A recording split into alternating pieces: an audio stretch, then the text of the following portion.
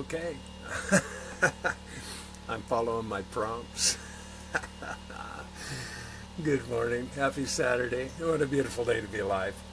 Man, I am just so jazzed this morning and just so grateful for so many things. Hi, Ryan. Nice to see you. And yesterday,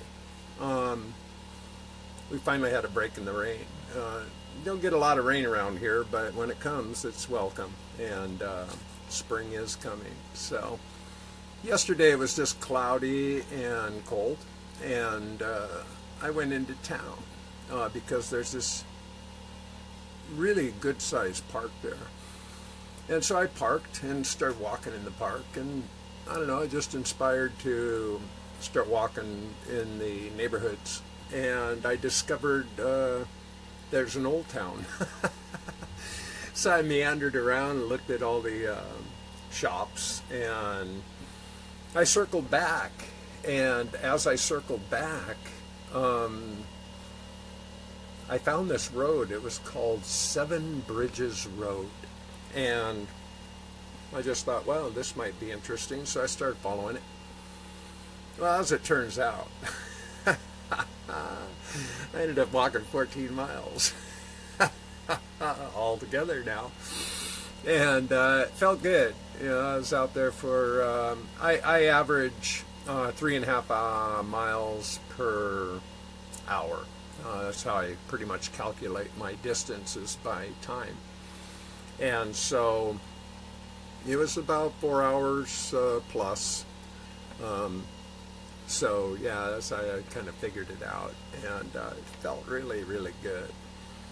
And this morning, I had an opportunity to talk to my oldest son.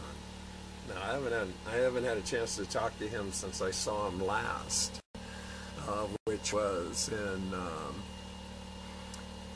late September, just about the beginning of October, and yeah, we were on the phone for like well over an hour. It was really awesome, and all is well.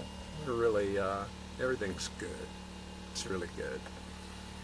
And so I put a shout out to my youngest son, this morning, and just hopes that maybe he might respond. I sent him a text, and we'll see. But it feels good. Feels real good. And this morning, I also, something that, you know how Facebook gives you memories. Well, this morning, I took my bath, did my full body rub, you know, got cleaned up, and I don't know, I was inspired to wear my Gleason t-shirt today. And as soon as I put it on and I came back to Facebook, a memory appears. And it was a video I made a year ago. And it was one of the very, I only made two, where I even brought up the discussion of flat Earth. And it was a lot of photography I did in Hood Canal where I lived. And it was just a perspective. And you know, I'm totally down with flat Earth. Actually, I call it plane because, you know, the whole flat thing, it's not flat. But it is a plane, not a planet, from my perspective. Now, the reason I accept that is my perspective point of view, my observation, my own sense of beingness. You know, so much of the science behind what we've been taught is just fabricated on so many levels that it's hard to wrap my head around it. I just trust my experience. And I also found that with the whole approach in the universe out there of Facebook and YouTube and stuff, it just becomes extremely defensive, argumentative, debating, and all that stuff. And I'm just not interested in participating at that level, so I don't. And it's all good. I'm being joined by my friend. as you can tell. And yeah, Baba G gets fascinated by the ladybugs, and there is a ladybug nest within the trailer, so they appear, and so she gets real riled up when they're out. So yeah, things are exciting. You know, my son, he's doing real well, and he moved to Texas, and he and his partner are just a couple days away from buying a trailer, and he's trading in his super cool Jeep that he's had for a while for a Silverado.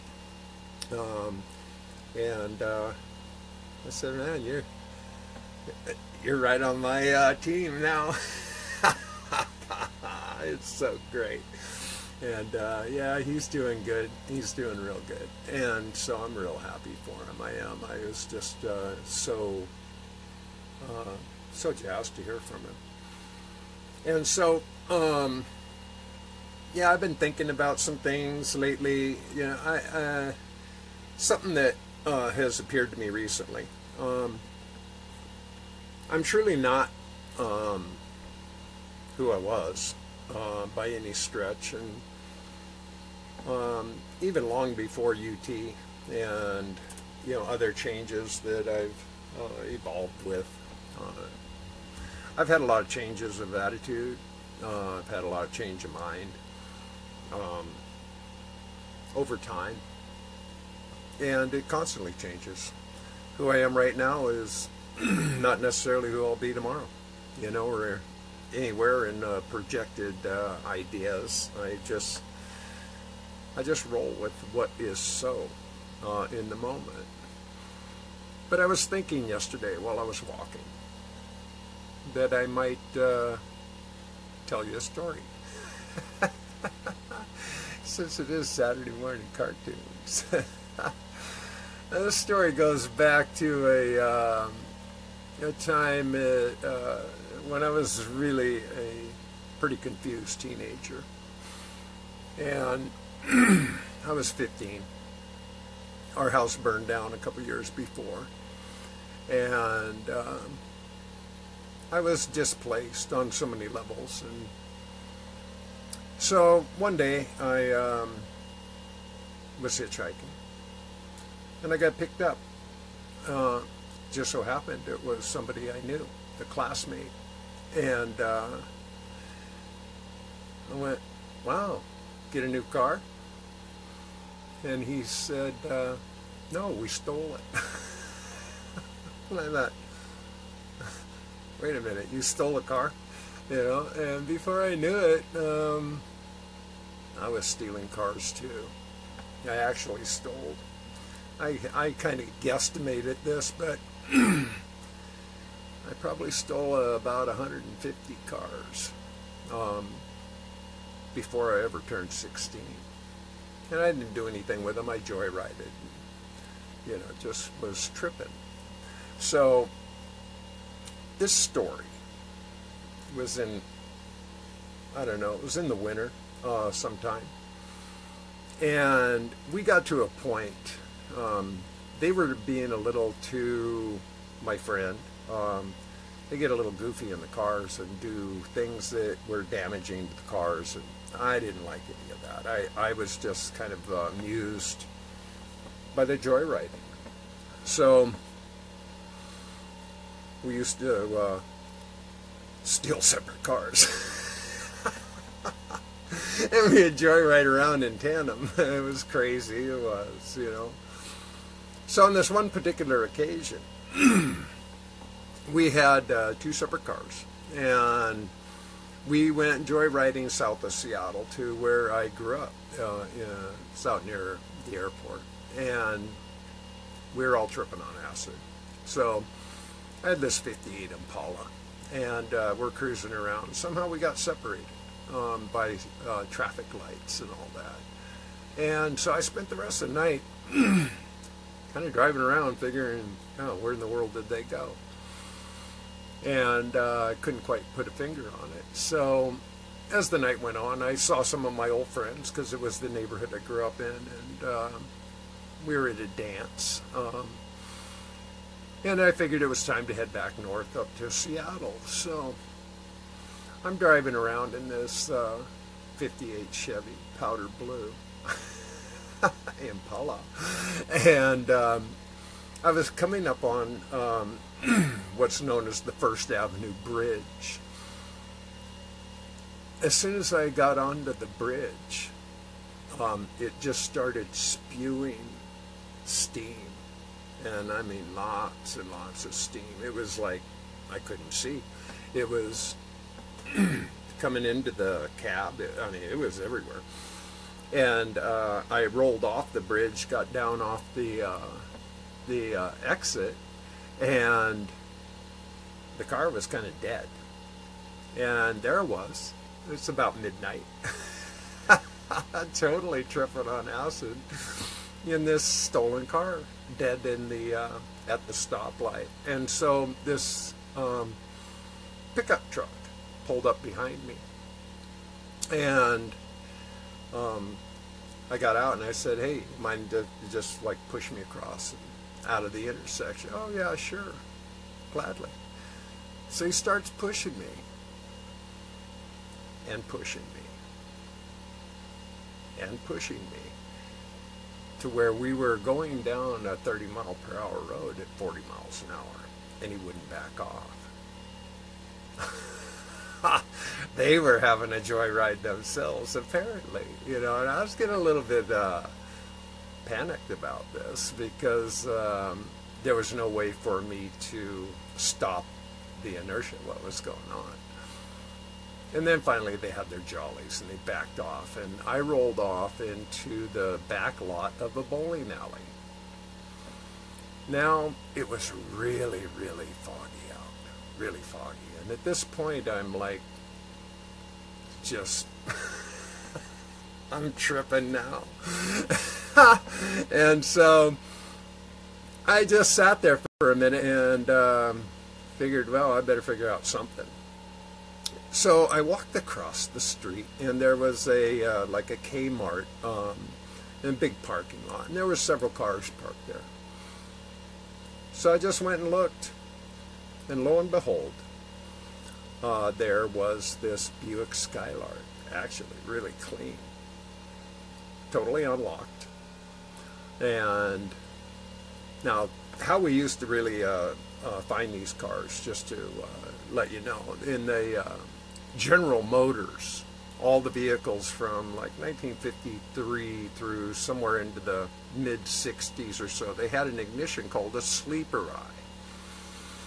And it was so it had like lips, and so you could find where to put your key in, kind of thing. Now, if you didn't turn the ignition completely off to a lock position, if it was left in a like straight up and down, you could actually start the vehicle without a key.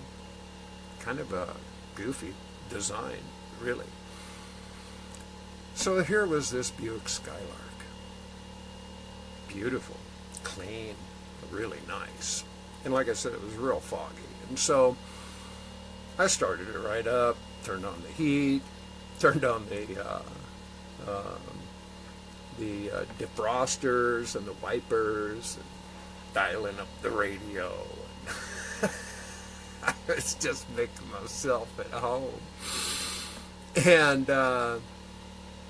no sooner I finally put it in reverse and back it out of this spot, this car comes rolling right up in front of me, stops, and these people, they were older, elderly, really, and they started running towards me, yelling, "That's my car!" And I'm like, oh no. So I just floored it. I was still in reverse. I just floored it, and then I popped it into drive, and I just started like hit it like a bat out of hell. And I'm going through this parking lot. It has all those concrete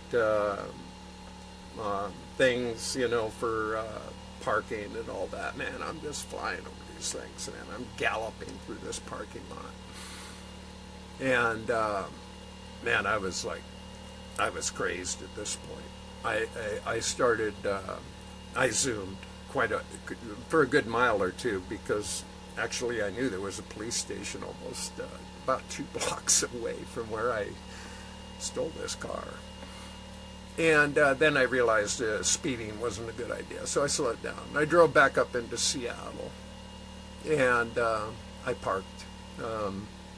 And that's all I ever did, is I just drive them and park them. I really had no intent to destroy people's property. I was just a fucked up teenager. And so I went to my friend's house. He was a neighbor. He lived down the block. And I went and he lived in the basement of the house. So I went there and came in, and him and the other homeboy, they were sitting there watching those crazy, like, horror movies at midnight. And I said, dude, what happened to you guys? We got bored. We decided we'd come back and do this. And so he said, how'd your evening go? And my answer was, typical. And it was. I actually wrote a short story about this. It's in my archives. Someday I'll release my memoirs. But the reason I'm telling you this story is just to illustrate how we can go through many different phases of living itself, how many changes, how many different things can appear that are not us. What we do is not who we are. And the more we look at what we do or what we have as being who we are, the less we really understand who we're being at all. And beingness is being really okay. It's about being at peace, finding your center, being your own, realizing you have the source of all good things, that it all lives within us. We can find this by looking in, not looking out. And our tendency is to always look out to find whatever it is we're looking for. And when we keep looking out, we're really looking in the wrong direction, that's all. And it's all a process. It's not a right or wrong, just what's so. And we all have a tendency to do it. That's our human experience. We're always hoping, dreaming, imagining, forecasting, looking for some result. But if we weren't going through these processes, we'd never grow. In the truest understanding of the teachings of the Buddha. And the Buddha, by the way, is not an idol. It's not a false idol. Buddha is not considered a god. It's not. Buddha is just a concept of beingness. And understanding that your suffering, your struggles, your experience is all a part of the awakening. Because unless you understand, you have to see that everything exists, otherwise it doesn't exist at all. So if we look only in one direction, we're missing something. And we can't look away from what's so in our experience. But we can transmute it and transform it. It's just based on our perception of it.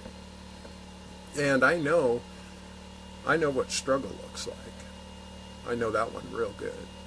And I know what being confused looks like all too well. I know what blame is. I know what shame is. I know these things. I know them too well. I have applied them. And the thing is that we apply these things simply because this is our indoctrination. If we're raised up in guilt and shame and condensation and sarcasm, you know, all these things just become inherent after a while. We practice them because that's just what everybody does. Now, I reserve myself a lot more anymore, to the best of my ability, because I don't find the same value in it that I used to. And I recognize that the big shift is just about being more heart-centered than ego-centered. That I don't feel like I really need to put somebody down in order to build myself up, which is what the tendency was towards. Now, being a satirist, I can get a little smarmy. But I don't do it to hurt people. I don't. If anything, I pursue different lines of logic to see if I can make people think. And I can't make anybody do anything. And I don't think I ever will. But I have my own process. I have my own opus. I muse myself. As a matter of fact, I wrote a piece just, I don't know, about an hour ago. I posted it. But I'll read it just because I can. But it expresses these ideas pretty clearly. And I called it Opus Awakens. Ha! Opus Awakens. Music within. Musing ourselves, and the process begins. Within our soul, a song exists. Ignoring this, a gnawing persists. As we see our muse arise, magic happens before our eyes.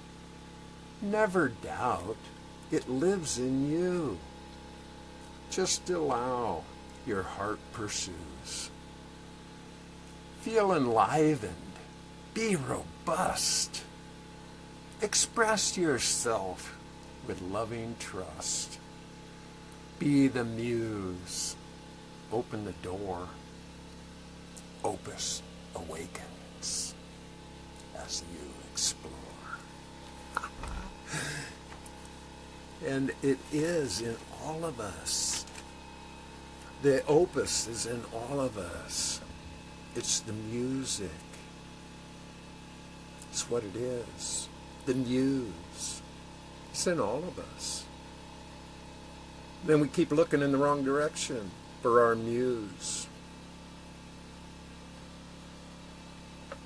Got to look within. That's how we amuse ourselves. Life can become really amusing when you just allow it. That's all. Now, I recognize I have been blessed with certain skills, I guess, gifts. I don't know. I just tap into it. I just play with it. I have fun with it. And I allow it. I just trust and allow it. You know, there's nothing else attached to it. You know, I post because I can. I publish because I do. That's why I do it. Because I can. No other reason. I don't spread. I put them on my pages and in the High Vibe Tribe page because I created that page. So I just post them there. People can read them or not. They can do whatever they want with them. It doesn't matter to me. It's just my muse. I'm amusing myself. And it's good. Life's good. You know, it really is good. And I just don't trip on stuff like I used to. And I have. I've tripped on a lot of stuff. I've tripped on myself. Oh, you shared one of my poems on your page and 2 people liked it and shared it. See, isn't that sweet? I like that. And that's why I do it. I do it if people want to share them. Gladly. I am a publisher, although my the Or and Oracle book at this point is in the publisher, and I'm excited about that. I finally got everything in final. Well, it's not final, but in what I needed to do for this point of the process to get it into the review process. And they told me within a few weeks they will be back with me and we'll take it from there. And anybody who still wants to contribute by sending me comments, if they like my poetry and want to make a comment, I accept them, I appreciate them. And that just needs to be done in an email, because I have to validate every one of them with the publisher. So that's the best form. Just send it to Weedu Shivambu at gmail.com, and we'll take it from there.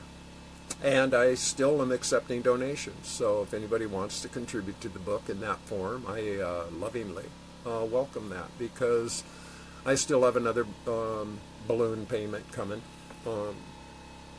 And so I just trust.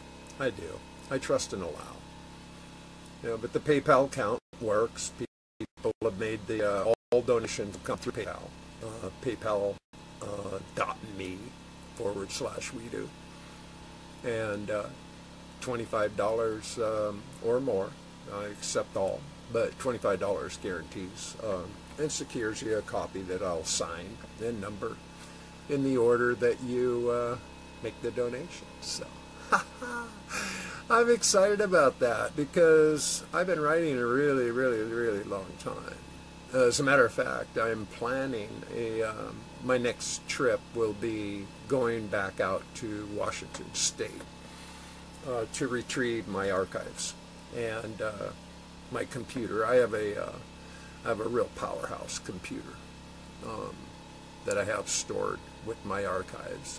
It's not a whole lot of stuff, but I want to retrieve it and get it back. So I'm planning this trip, and the trip is going to, I think by looking at all indicators, I'm going to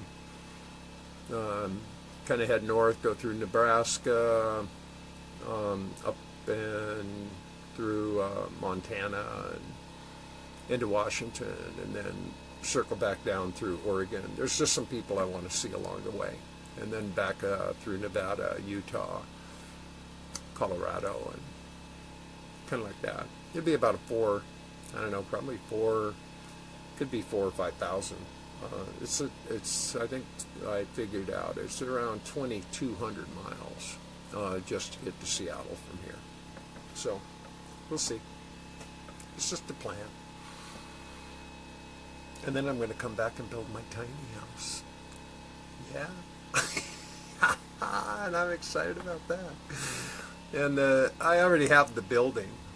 It's just dilapidated. I have to go and dismantle it, load it up on a trailer, and then come back and recreate it. And there's some damage to it, but structurally it's, it'll be rebuildable. And these are skills I have.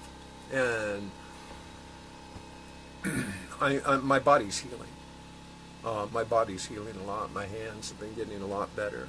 I still have some soreness in my thumb joints, but it's minimal comparatively to what I had gone through.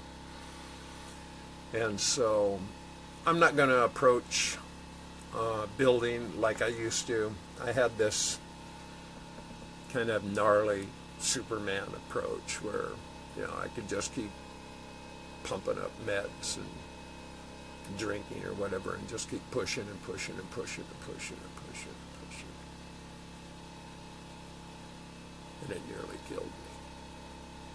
So I have a different outlook now. But I am resurrected. I'm I'm experiencing some real or just dramatic. It's starting to appear. It is. I don't know if you can tell, but I mean, the gray in my hair is almost gone.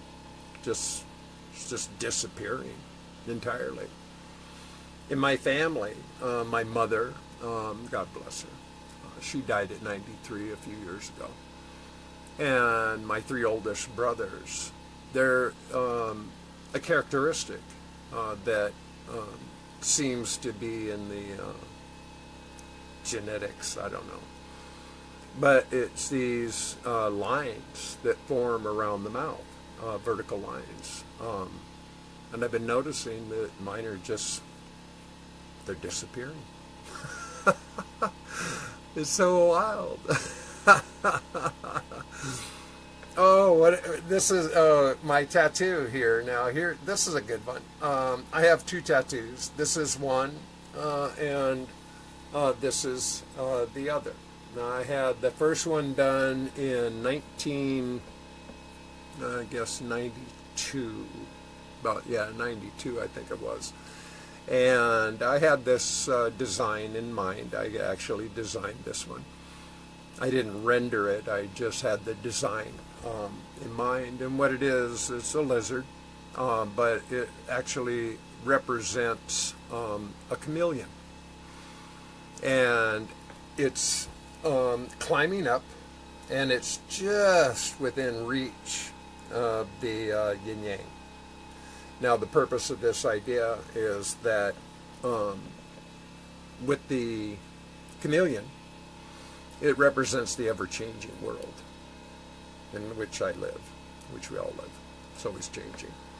And the yin-yang obviously represents balance. So in concept, it is seeking balance in the ever-changing world. And I felt that I could live with that permanently. It's an idea that I never felt would ever go away from my sensibility or consciousness. So I had a tattoo made.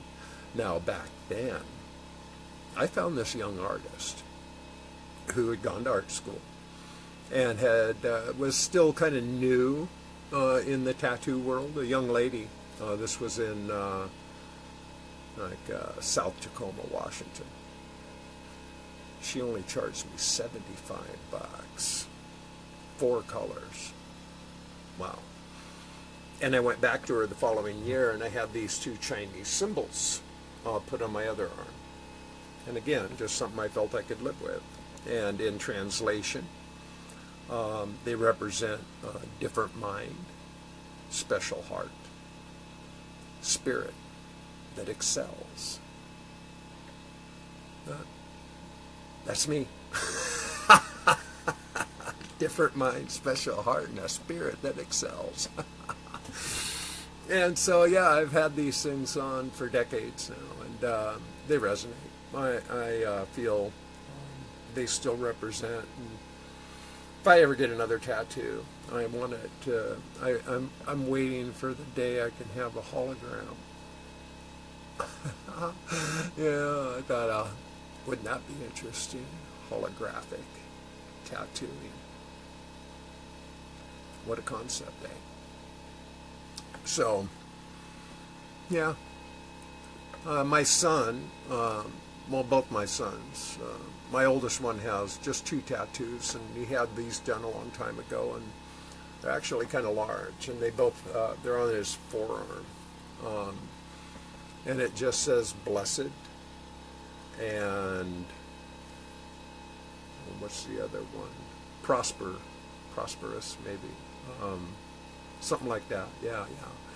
But my other son, he's way into tattoos, man. He's got them on his leg and all up and down his arm, on his chest, and he's way into it. So it's all choice, and I appreciate it.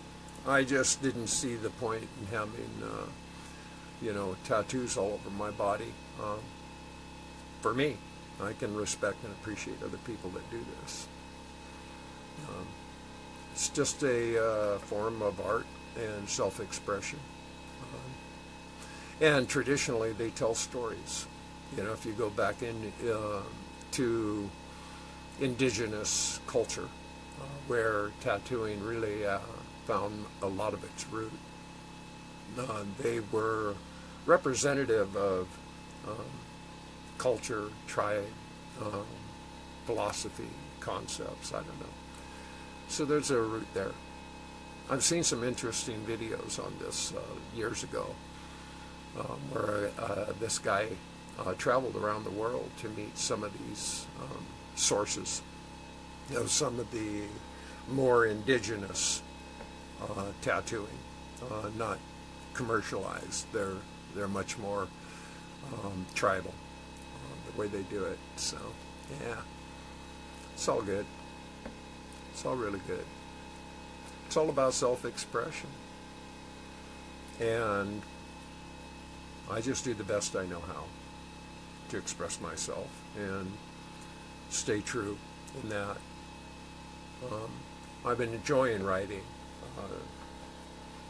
Writing has been just kind of pouring through me lately, and I just trust it, and I just allow it. And I like what's coming through. I do. I'm comfortable with it. And it's just a new focus, a different direction. I don't know. It always seems to be in whatever direction it is, the one I'm heading. One step in front of the other. And I just trust the process, no matter what. And so, yeah, it's all about love. And I'm a happy camper. I am. Cats are happy. I'm happy.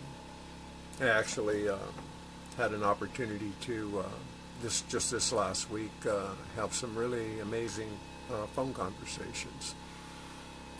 One with a dear friend of mine that we go back to the early 90s. We co-parented our children and shared a house.